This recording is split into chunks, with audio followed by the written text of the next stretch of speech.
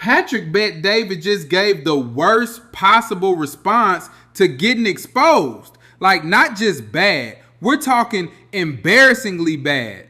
This thing is backfiring on him hard. Whatever credibility he spent the last couple years building up, gone, just evaporated. And dog, his own fans are turning on him now. That's how bad this got.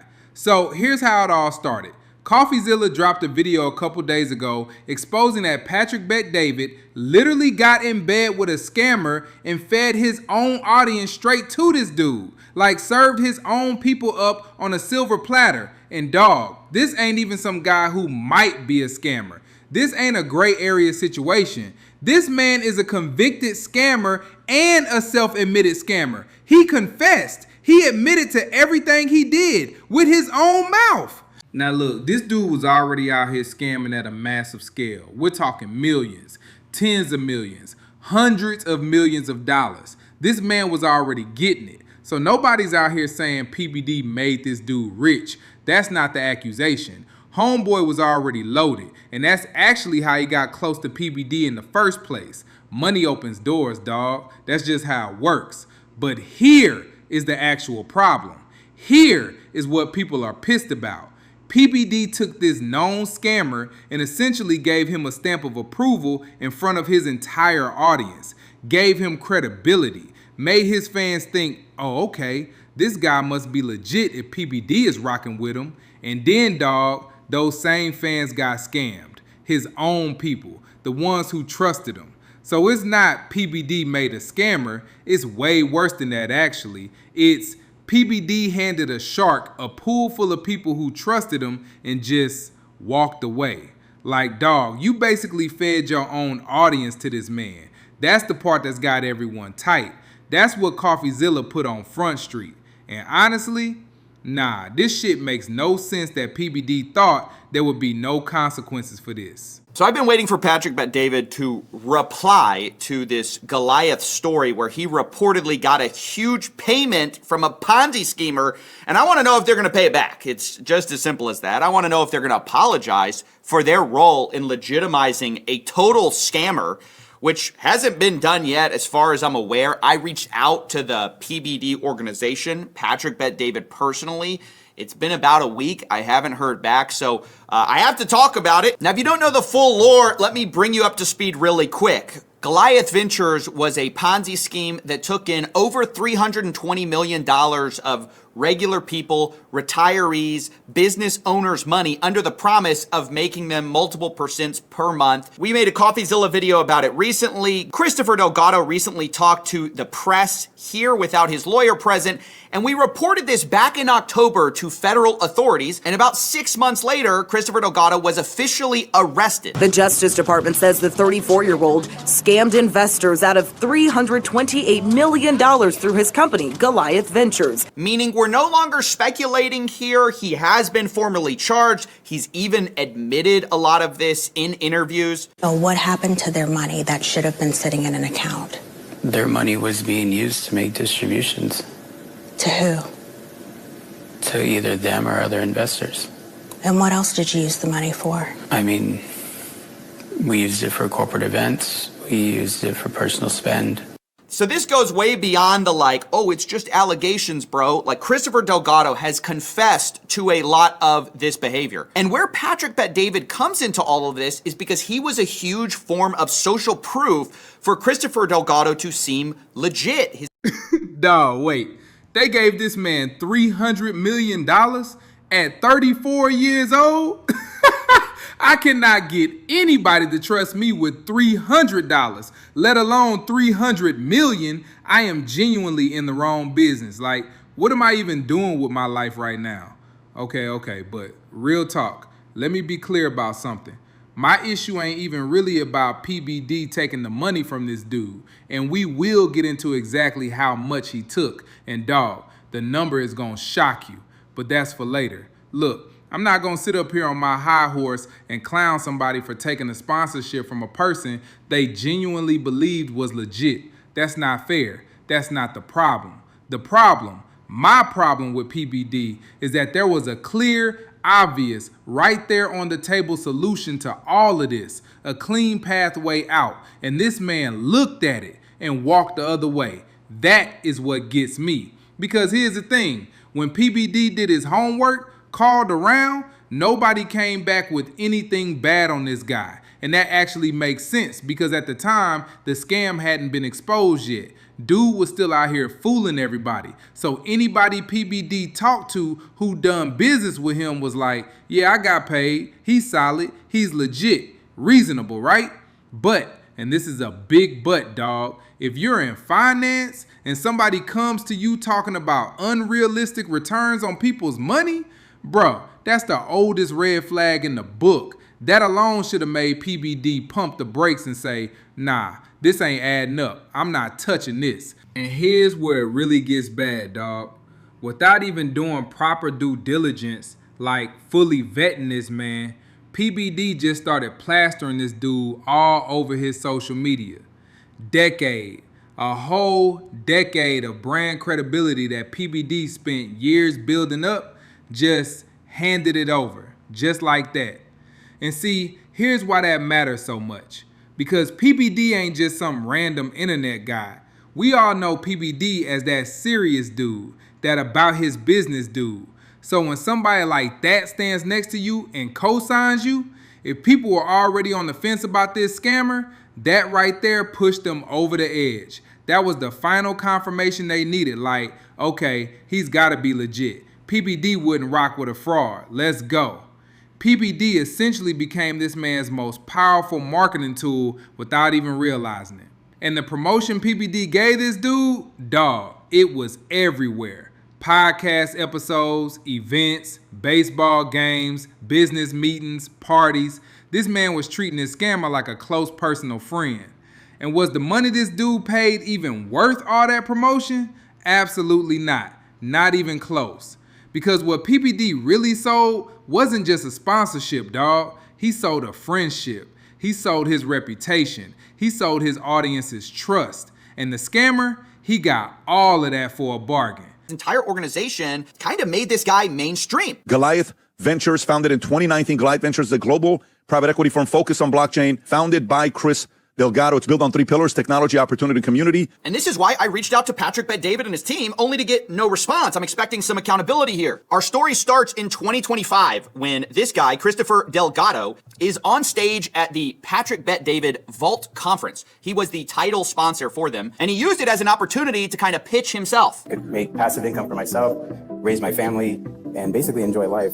Now, even when you go to Patrick Bet-David's own summary, you can see Goliath in this video, in their own highlight reel, where they are the title sponsor, Goliath Ventures. They're apparently on the lanyard. Right here, you can see Goliath Ventures, Inc. signed on as the title sponsor to the Vault 2025 conference. And they even made like a pitch video of why you should be a brand sponsor of the Vault conference. More than true to his word, he pushed Goliath like a lot. Vault Conference this year is brought to you by Goliath Ventures. The title sponsor of this entire event is Goliath Ventures. Founder Chris Delgado. We've spent a lot of time with these guys. They've come to Yankees games with us. They've been coming to Vault conferences for the last God knows how many years. Goliath Ventures, founded in 2019. Goliath Ventures is a global private equity firm focused on blockchain, founded by Chris. You can go search them, Goliath Ventures. Inc.com to learn more about them. They'll be at the Vault conference all over the place. Yeah, he said those guys would be all over the place, and he was right. Now, before, we didn't really know exactly how much this cost. We knew it must be significant, but this was used as a huge, like, social proof that Christopher Delgado was someone to be trusted. After all, presumably not just anyone can be a title sponsor of this prestigious entrepreneurship event, right? This was brought up by this guy who interviewed Christopher Delgado, like basically, hey, you're friends with,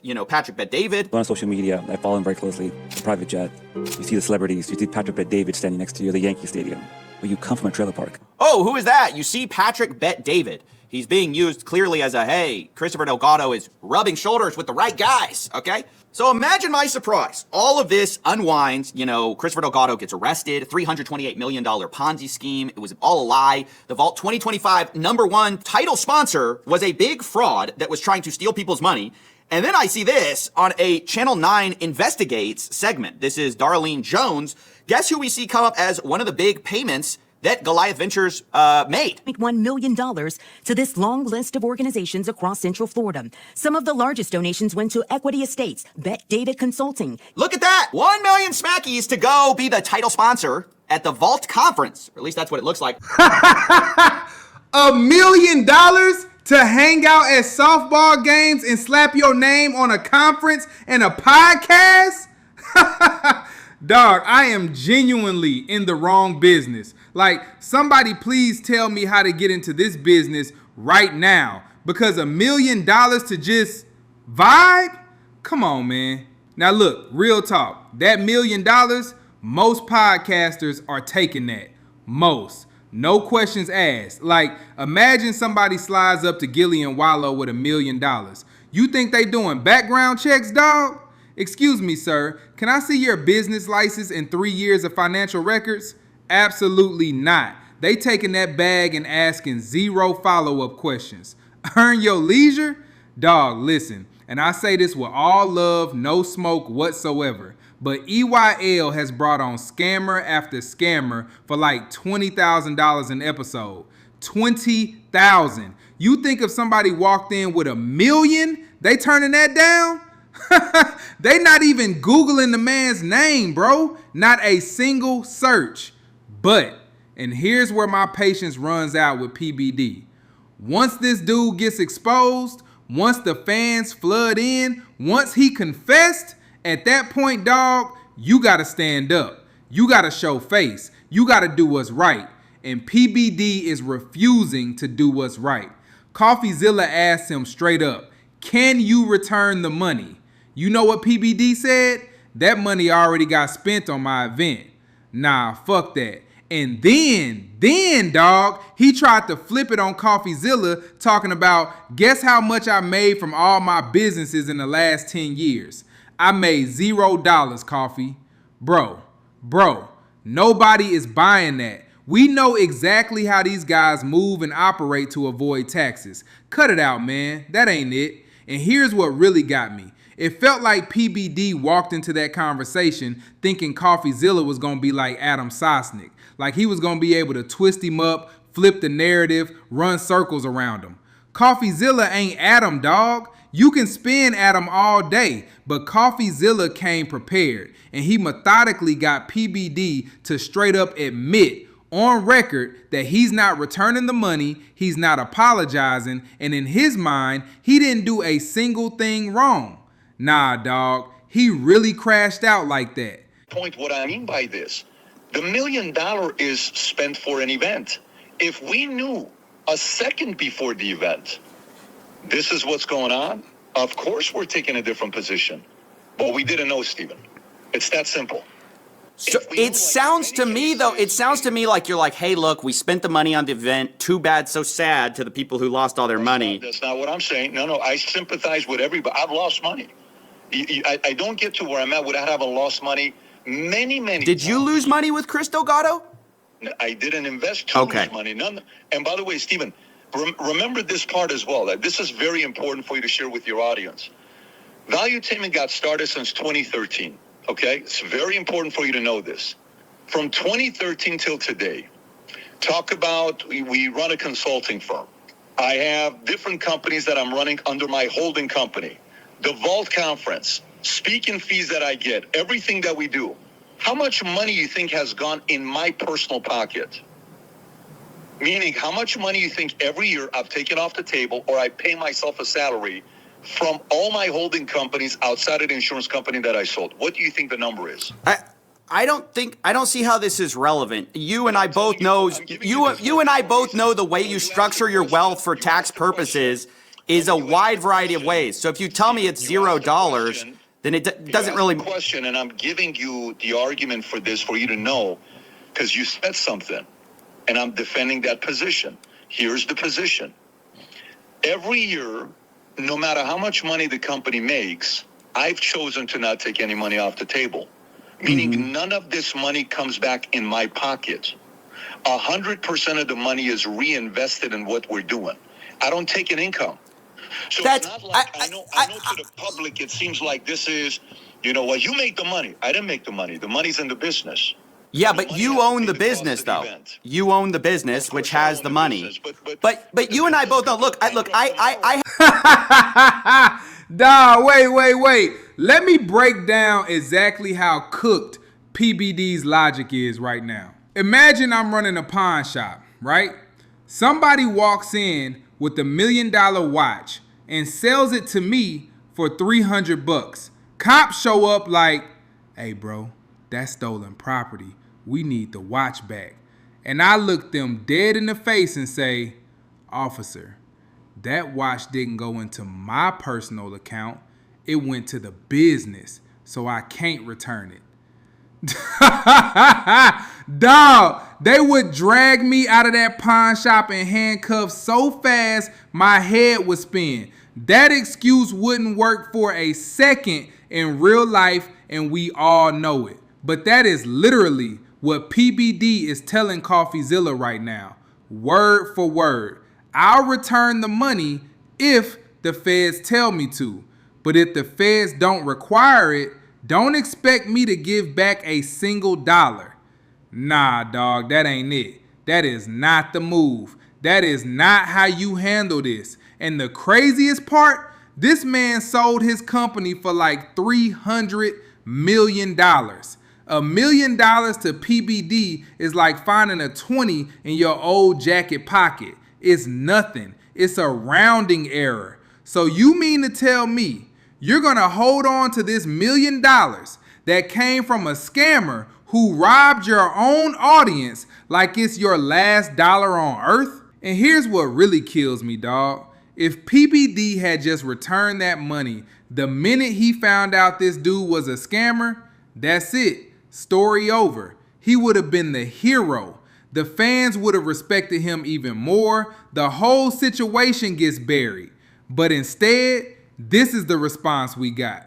Nah, dog, this response is just terrible. It's horrible, brother. Like, genuinely, one of the worst ways you could possibly handle this situation. And somehow, he thought this was the right move. I have an S corp as well, Patrick, and I can play this game. Oh, I took X. I didn't choose to take this from the business. A lot of those are just accounting structural reasons, or hey, you're reinvesting it in the business because you expect to make more in the future. To me, you gotta get to the point of, look, ultimately, the money that was paid to you. This is the critical thing that I just want to kind of ask you very directly about.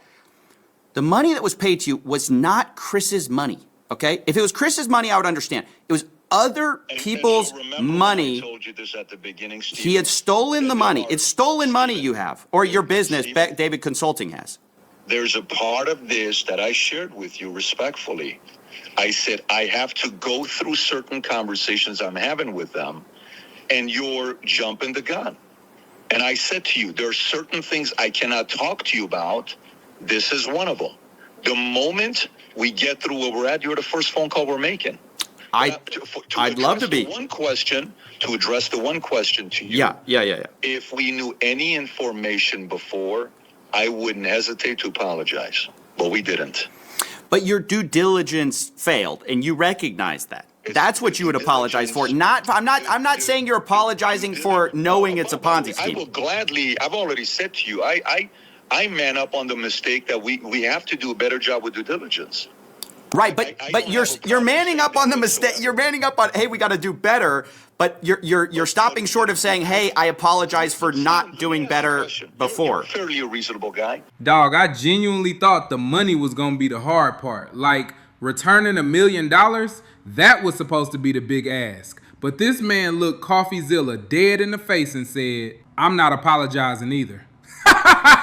He's not even apologizing, dog. Not even a my bad. Not even a, hey, I should have looked closer. Nothing. Zero. Don't even hold your breath waiting on it. Like, bro, you co-signed a scammer. Your own audience got hit. People lost real money trusting you. And you can't even bring yourself to say sorry? Nah, this shit makes no sense. That is cold-blooded, brother, man. Ice cold. And obviously, social media is going crazy right now. People are furious, and rightfully so, because returning the money is one thing, But refusing to even apologize for potentially pointing your audience straight at a shark, that's a whole different level of arrogance, dog. That's nuts. That is genuinely nuts. Yo, let me know down in the comments, did this response make you lose respect for PBD? I really want to know what y'all think about this one. And don't forget to like and subscribe if you want more videos like this. Until then, stay tuned.